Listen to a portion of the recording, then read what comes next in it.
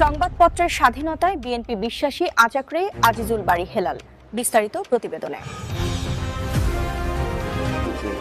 যে কেন কার্টুন আঁকলে গ্রেফতার করতে হবে, চিফ হুইপ সাহেব জবাব দিয়েছেন, আমি তার জবাবে স্যাটিসফাইড।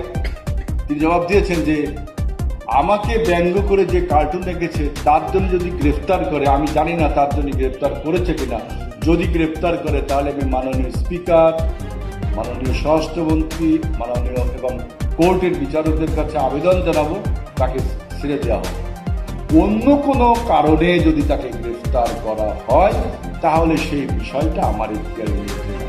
এই কথা দ্বারা আমি বুঝাইতে চাচ্ছি যে আপনি সমাজে যদি অন্য কোনো অন্যায় করেন, অন্য কোনো অভিযোগের সাথে অভিযুক্ত হন, তাহলে আপনার সাংবাদিক পরিচয় দিয়ে, আপনার রাজনৈতিক পরিচয় দিয়ে, আপনার শিক্ষা, ভালো শিক্ষিত মানুষ, একজন পীর বা পুরোহিত, এই পরিচয় দিয়ে আপনার ওই অন্যায়কে আপনি থাকতে পারেন না, তাই না? আমাদের হুইপ সাহেব কিন্তু এই ব্যাখ্যাটা দিয়েছেন। এখন কতটুকু সত্য কথা তিনি বলেছেন এটা তদন্ত করে উনি বলেছেন সংসদে এই কথাটা।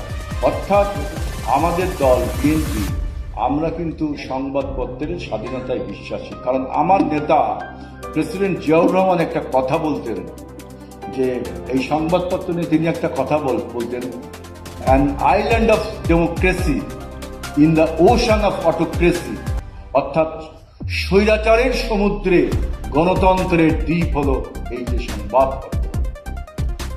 আমি তীব্রভাবে নিন্দা করছি যারা প্রথম আলো ডেইলি স্টারকে ভেঙেছেন 5ই আগস্টের পরে। এটা কোনোভাবে উচিত হয়নি। কোনো পত্রিকা অফিসে আঘাত দেওয়া, কোনো পত্রিকাকে, কোনো সংবাদ মাধ্যমকে আপনি আঘাত করবেন, এটা আপনি সংবাদ মাধ্যম ন্যারেটিভ বানায়, আপনি তার পাল্টা ন্যারেটিভ বানান। আপনারা একটা বই পড়বেন, নোম চমস্কি,